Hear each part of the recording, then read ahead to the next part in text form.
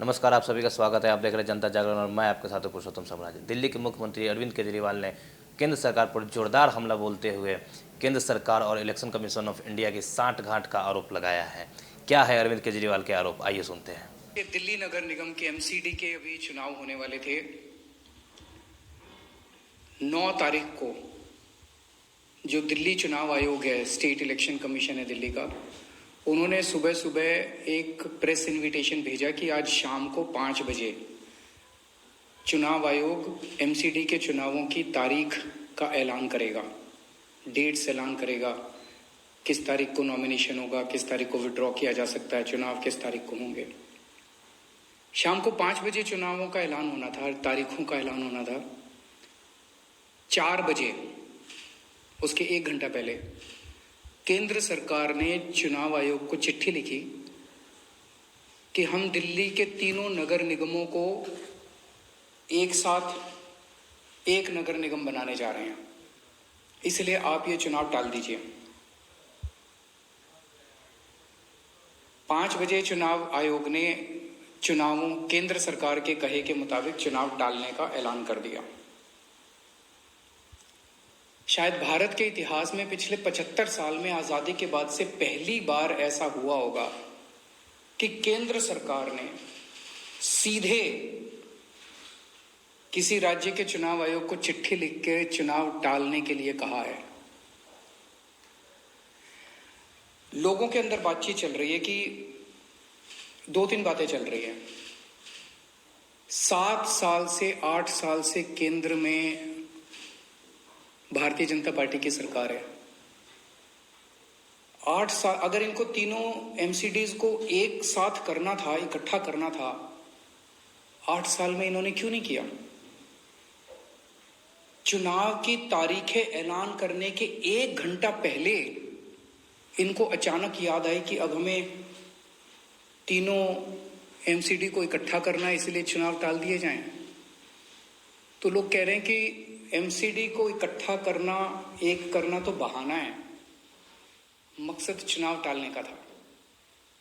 क्योंकि बीजेपी को लग रहा था कि दिल्ली में अब अगर चुनाव होंगे तो आम आदमी पार्टी की जबरदस्त लहर है, बीजेपी उस लहर में बह जाएगी और बीजेपी हार जाएगी, इसलिए चुनाव टालने की मंशा से ये किया गया। दूसरा, ये भी लोग कह रहे हैं कि चुनावों का तीनों नगर निगम एक साथ करने से क्या लेना देना है।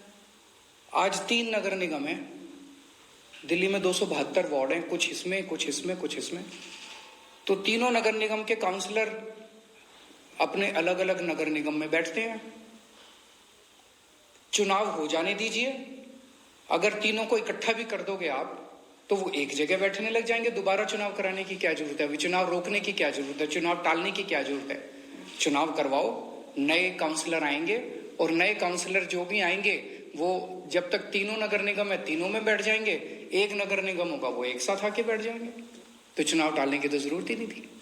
लेकिन मकसद तीनों नगर निगम एक साथ करने का नहीं था। अगर करना होता तो 7 साल में कर लेते ये लोग। मकसद था चुनाव टालने का। ये देश के लिए अच्छा नहीं है, दोनों चीजें अच्छी नहीं है।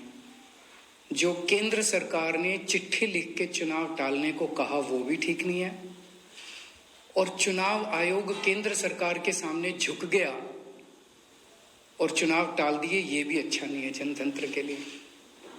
मेरी हाथ जोड़ के प्रधानमंत्री जी से अपील है, प्रधानमंत्री जी, सरकारें आती जाती रहेंगी, कल आप भी नहीं होंगे, कल मैं भी नहीं होऊंगा। हम इम्पोर्टेंट नहीं है, लोग इम्पोर्टेंट नहीं है, पार्टियां इम्पोर्टेंट नहीं है, देश इम्पोर्टेंट है। अगर हम चुनाव आयोग को दबाव डाल के चुनाव कैंसिल कराते हैं, इससे चुनाव आयोग कमजोर होता है, और चुनाव आयोग कमजोर होता है, चुनाव कैंसिल होते हैं तो देश कमजोर होता है। हम सबको मिलकर देश की रक्षा करनी है। किसी भी हालत में हमें इंस्टीट्यूशंस को कमजोर नहीं होने देना। मेरी आपसे हाथ जोड़ के विनती है, चुनाव कैंसिल मत कराइए। अगर चुनाव कैंसिल होते हैं, ये जनतंत्र के लिए बहुत बड़ा खतरा है। आज ये कहा जा रहा है कि हम तीनों एमसीडी एक करना चाहते हैं, इसीलिए चुनाव टाल दीजिए। कल को मान लो लोकसभा का चुनाव है, उसके पहले अगर कहा जाएगा कि ये पार्लियामेंट्री सिस्टम अच्छा नहीं है, हम प्रेसिडेंशियल सिस्टम लाना चाहते हैं, संविधान में बदलाव करना चाहते हैं, इसलिए चुनाव टाल दीजिए, तो क्या चुनाव टाले जाएंगे? मान लो कल को कोई स्टेट असेंबली का चुनाव है, ये कहा जाएगा कि हम 2 राज्यों को इकट्ठा करना चाहते हैं, इसीलिए चुनाव टाल दीजिए, तो क्या चुनाव टाल दिए जाएंगे? क्या जनतंत्र के अंदर चुनाव ऐसे टाले जा सकते हैं? ये बहुत बड़ा प्रश्न है। मैं प्रधानमंत्री जी से यही निवेदन करना चाहूँगा, कल केजरीवाल भी नहीं रहेगा, कल मोदी जी भी नहीं रहेंगे, ये देश रहेगा। इस देश को अपने को कमज़ोर नहीं करना।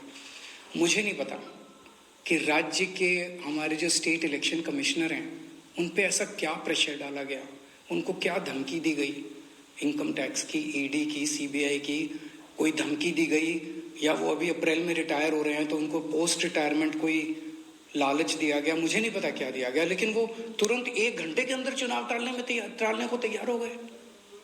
ऐसे संस्थाएं कैसे चलेंगी? और मैं हमारे स्टेट इलेक्शन कमिश्नर से भी कहना चाहूँगा कि सर, अगर आप ऐसे चुनाव टाल देंगे, ये तो जनतंत्र ही नहीं बचेगा। हम लोगों ने आज़ादी किस लिए पाई थी? इस देश ने आज़ादी किस लिए पाई थी? जनता का राज है, जनतंत्र है इस देश के अंदर। आप ऐसे चुनाव टाल देंगे तो जनतंत्र ही नहीं बचेगा। मुझे नहीं पता आपके ऊपर क्या प्रेशर डाला जा रहा है, मुझे नहीं पता आपको क्या धमकी दी जा रही है या क्या लालच दिया जा रहा है, लेकिन सर, जो भी आपको धमकी दी जा रही है, जो भी आपको लालच दिया जा रहा है, बाहर आके बता दीजिए देश को, सारी जनता को बता दीजिए। देश आपके साथ खड़ा होगा, पूरा देश आपका साथ देगा, पर झुकिए मत सर, किसी के सामने मत झुकिए। देश की बात है, जनतंत्र की बात है। नमस्कार। अरविंद केजरीवाल के बड़े आरोप के बाद भारतीय जनता पार्टी की क्या प्रतिक्रिया हो रही है, इसका हमें इंतजार रहेगा।